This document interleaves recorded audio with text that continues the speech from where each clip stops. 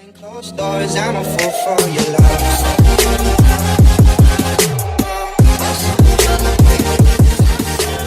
Let's look at another way to make your audio sound better with Adobe Premiere Pro. Back in our Effects tab under Audio Effects is an EQ effect called Equalization. Drag this onto any of your clips, and you'll see that a new effect with a custom setup button pops up in your effects and say Edit. We're going to click that Edit. A new window pops up, and this has all kinds of dials and things that if you were a pro sound guy or girl and you played with soundboards, you might understand what this means, but for a lot of you, you will not know what that means. And so I'm going to walk you through. So to understand what's going on, we have some different presets. Right now it's set to default. Let's switch it to Master EQ.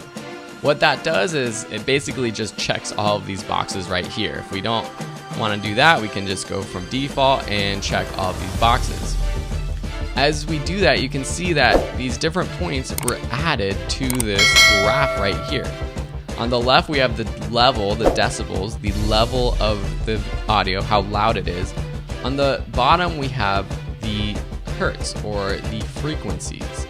So on the left, we have the lows, and on the right, we have the highs.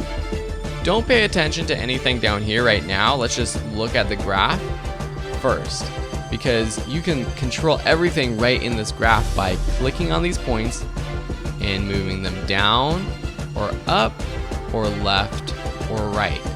If we move this point up, what's happening is the level of these frequencies right here are going to be louder.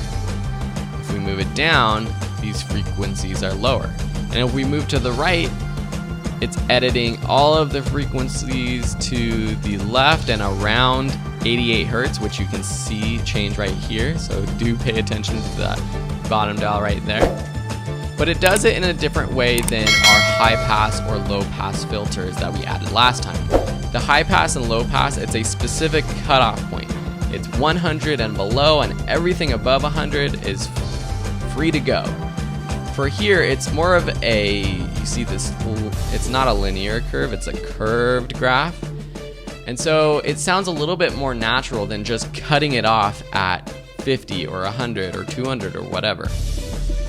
So the reason we would use this graph or this effect is to warm up our audio, to make it feel like it has more presence. And it's kind of hard to explain what that means but you want your audio to sound full. And sometimes when you're recording with your camera and your microphone, it just doesn't sound full. It doesn't sound like you're sitting there with that person and you're hearing all of their voice. So we can play around with some of these levels, especially the lower levels between 200 and 1000K. Just by increasing those, that can make the audio sound a little bit better. You see, as I increase this one, we have sort of a small peak right here. So it's affecting those frequencies right around 200 most. But then once we get up to 500 or down to 100, it's not really affecting those as much. We can make it affect a wider range of frequencies by clicking on these small dots to the left or right and dragging to the left or right. You see that the hill becomes bigger. That means it's affecting more frequencies. And the reason why we have this is, say you want to edit a very specific set of frequencies. Maybe you have an air conditioner on and it's making a really loud noise right around 5,000 hertz. You can edit just a very small amount with a small gap, something like that at a very specific frequency. Most of us, we're not going to be doing that, but it is there for those of you who have some more professional editing that you want to do. In general, I just boost some of these and then maybe I take the ones up here and on the left and right down. Know though that if we already have the low pass on, anything above 5500 is already cut off. So editing these ones over here on the right hand side, it's redundant. But if you don't have the low pass or the high pass filters on, then dropping down some of these high frequencies and some of these low frequencies over here might be a good thing. Finally, you can pay attention to these dials. These are just another way to control what's going on up here. I think it's easier to just click and move around up here, but you can adjust them down here. So if we want to adjust the gain, we can adjust the gain of all of these different points by clicking and dragging to the left or right. This first row is the frequency, and the last one is that basically the width of the graph. How much is it affecting around that frequency? We can also change these first points to a cut.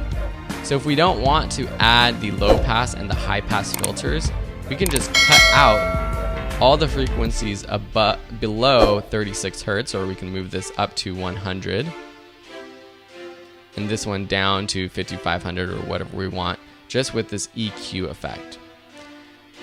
There's also this output gain.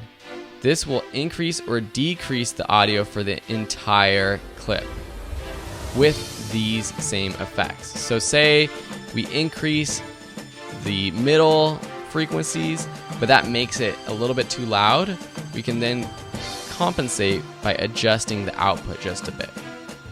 There's also some defaults that you want to pay attention to.